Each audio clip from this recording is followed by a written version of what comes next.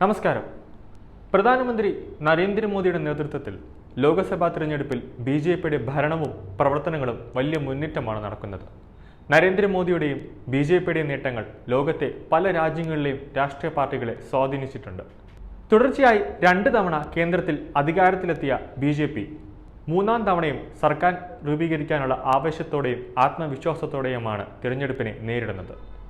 400 കടക്കുക എന്ന മുദ്രാവാക്യമാണ് പാർട്ടി തിരഞ്ഞെടുപ്പ് സമയം മുതൽ ഉയർത്തിക്കൊണ്ടിരിക്കുന്നത്.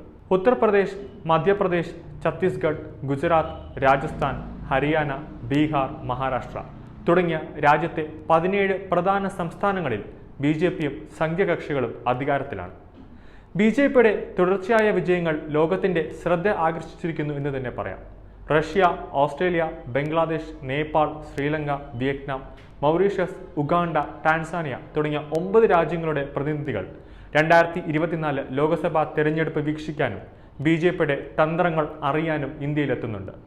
ഈ രാജ്യങ്ങളിലെ രാഷ്ട്രീയ പാർട്ടികൾ ഇപ്പോൾ പ്രധാനമന്ത്രി നരേന്ദ്രമോദിയുടെ രാഷ്ട്രീയ ചുവടുവെപ്പുകൾ പരീക്ഷിക്കാൻ ആഗ്രഹിക്കുന്നുണ്ട്. ബി.ജെ.പിയുടെ തന്ത്രപ്രധാനമായ വൈവിധ്യങ്ങൾ സൂക്ഷ്മത അടുത്തറിയാനാണ് ഇവർ ഇന്ത്യയിലെത്തുന്നത്. 20ഓളം വിദേശ നേതാക്കൾ മെയ് 1 ഇന്ത്യയിലെത്തുമെന്നാണ് അറിയാൻ സാധിച്ചിരിക്കുന്നത്. കൂട്ടുകക്ഷി സർക്കാരുകളുടെ കാലഘട്ടത്തിൽ നിന്ന് ഇന്ത്യയെ കരകയറ്റിയ ബി.ജെ.പിയുടെ വികസന പ്രവർത്തനങ്ങളെക്കുറിച്ചും ഇവർ പഠിക്കും. സ്വതന്ത്ര ഇന്ത്യയുടെ ചരിത്രത്തിൽ ഇതാദ്യമായാണ് വിദേശ നേതാക്കൾ പൊതു തെരഞ്ഞെടുപ്പ് വീക്ഷിക്കുന്നത്. പാർട്ടിയുടെ ഉന്നത നേതാക്കളുമായി ഈ വിദേശ സംഘം ചർച്ച നടത്തും. സംസ്ഥാനത്ത് കൂടിക്കാഴ്ച നടത്തുകയും ചെയ്യും. ബി.ജെ.പി അധ്യക്ഷൻ ജെ.പി. നദ്ദ, വിദേശകാര്യമന്ത്രി എസ്. ജയശങ്കർ എന്നിവരുമായും ഈ വിദേശ രാഷ്ട്രീയ പാർട്ടികളിൽ നിന്നുള്ള രാഷ്ട്രീയ നേതാക്കളും യോഗത്തിൽ പങ്കെടുക്കും. എല്ലാ ഉന്നത നേതാക്കളിൽ നിന്നുള്ള പാർട്ടിയെക്കുറിച്ചുള്ള വിവരങ്ങൾ അവർ ശേഖരിക്കും.